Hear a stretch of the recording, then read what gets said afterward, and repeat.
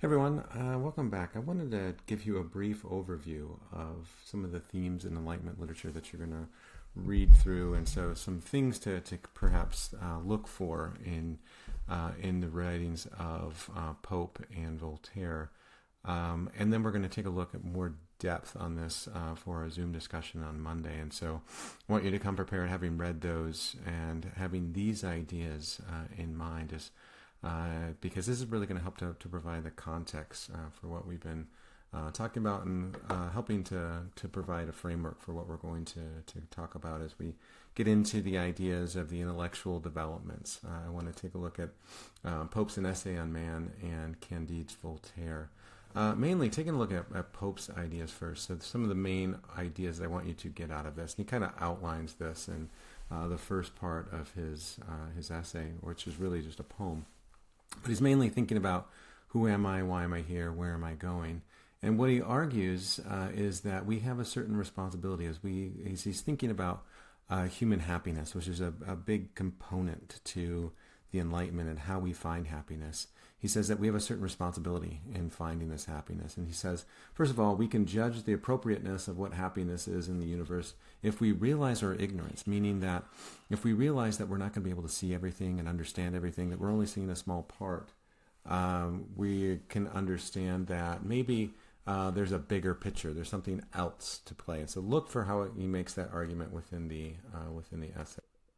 Second, he realizes that humanity was made imperfect for a reason. So some people that wonder why humanity is so corrupt or driven by folly, he says that it's all part of a design. And so we have to realize this idea, and we would call this today intelligent design, is out there. And we need to understand that within our limitations, we need to understand that we are made with these limitations for a reason. But it's all for some type of greater purpose, right? He's going to argue whatever is right, okay? And he says that number 3, happiness lies in ignorance of and hope in the future, suggesting that if you knew tomorrow you're going to get hit by a bus, you probably weren't going to enjoy today very much, right? You're just going to be waiting for the inevitable. And so he says part of what makes humans happy is that we don't know what's going to happen. But what also is this idea of this hope for the future, that maybe today, even though today is bad, or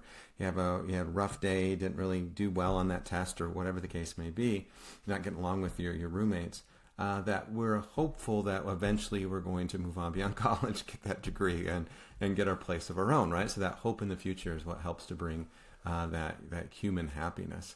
He says the unhappiness, what brings about human unhappiness is this. He says when we assume more knowledge than we have and make conclusions based on this limited understanding. And so really, he says this kind of pride that helps us to think that we know more than we do. And as we take a look at the world and we see why, someone's driving down the road in a sports car and that you're not, you have this old clunker that you've been passed down through your entire family, you start to wonder, why is it that this person gets so much and I don't? Is it God loves this person more?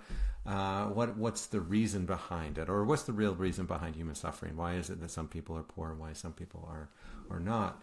And he says that what causes unhappiness is that we make more assumptions, right? More knowledge. We conclude that maybe the world isn't just, or maybe some people conclude maybe there isn't a God, or something like that.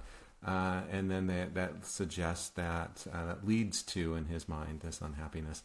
He says number 5, when we think that we are the final cause of creation and assume our perfection, when we think that we're better than we are, and that we think that we can see more than we can, really it's about humility, right? And I think that gets back to this idea in the Book of Mormon, this idea of pride leads to greater suffering. And he says also that the other thing that leads to human unhappiness is when we complain against providence. And providence is God's will. When we start to complain against God's will or God's plan for us, when we start in the scriptures, it says kicking against the pricks, that causes us to be unhappy. When we start grumbling or murmuring, that leads to unhappiness, right? Why is it that I have to take this humanities class? Or why is it that I have to, write this paper? Why is it I have to do this portfolio? Whatever it is, when we start, I'm not saying that those things are providence, right? But when we start complaining against God's will for us is when we have that human unhappiness. And he says what we need to do is we need to understand that gradation is necessary. Some things are going to be better than others. And this is a necessary component to the creation that's kind of guiding us towards this eventual perfection, right? He says if there was no gradation, there would be no order. It's all part of the natural order of things, and we need to remove human pride in order to find greater happiness, and we need to accept that providence, accept whatever God's will is. And what I want you to think about within this is I want you to think about what parts you agree with and what parts you don't agree with, right? He argues at the very end, whatever is right. Do we agree with that, right? Do we agree that whatever, happens in our lives is right? If there are wars and, or riots or whatever the case may be, is that all part of providence, right? Is this idea of COVID, right? Is that all part of providence? Is this God's will coming down upon humanity to perhaps humble us? Or is it human pride? Is it not part of providence, and it's just human pride, the fact that people refuse to wear masks or refuse to take precautions, whatever the case may be, wherever you are on that spectrum? Or as we take a look at child abuse, right? The problem that I have with his essay on man is he says that whatever is right. That would almost suggest that child abuse is then part of God's will, right? I have a hard time accepting that. Or if someone goes out on the street and shoots someone else, well, that's all part of God's design, right? And so whatever is right kind of, to some extent, makes some sense. But the question is, how far can we really push that? And that's what I want you to really think about as you go through his essay. And then taking a look at Candide, the reason why I chose these two as part of the Enlightenment is they capture some of the ideas, but also in some ways they also actually seem to have a commentary with one another. It's almost as though Voltaire writes Candide directly in response to Pope's essay on man. And so I want you to think about how they have kind of some similar ideas, but they have a different argument, right? So it's not as though people coming from these eras are all in agreement with one another, or they all kind of say, yes, you're absolutely right, and this is the only way to think about things. They actually say, maybe you are wrong, and here's where you are wrong.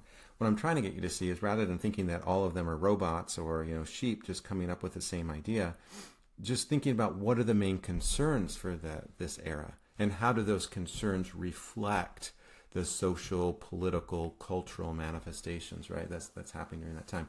Candide argues, almost as a response to Pope's essay on man, Voltaire questions why tragedies happen in this life, and he takes the idea of whatever is right and sees how far we can push that idea. And he suggests that humanity really makes our own misery. And so he suggests whatever is right is kind of an oversimplification, because there's a lot of external elements to this idea of free will, that humanity actually has corruptions, and we actually impose things that limit human freedoms and happiness. And so I want you to think about Candide as we kind of look towards next week, as we're going to take a look at the intellectual developments of the Enlightenment, and how he helps to embody some of those ideas, some of the ideas of Locke and Rousseau and Kant within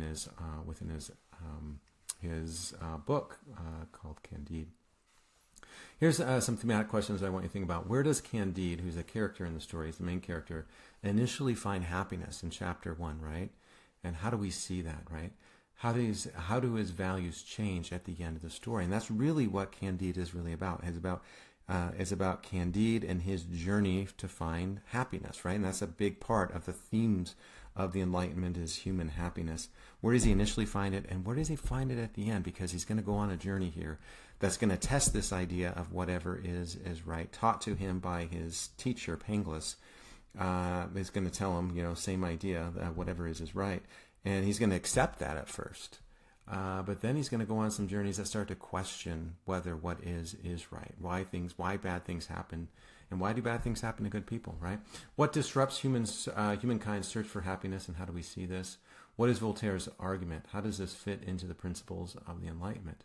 And does this story, at the very end, as you finish it, does it have a happy or a sad ending? And so, again, these are just some general thoughts that I want you to think about as you go through. And we'll come back on Monday for our Zoom meeting, and we'll talk more about them.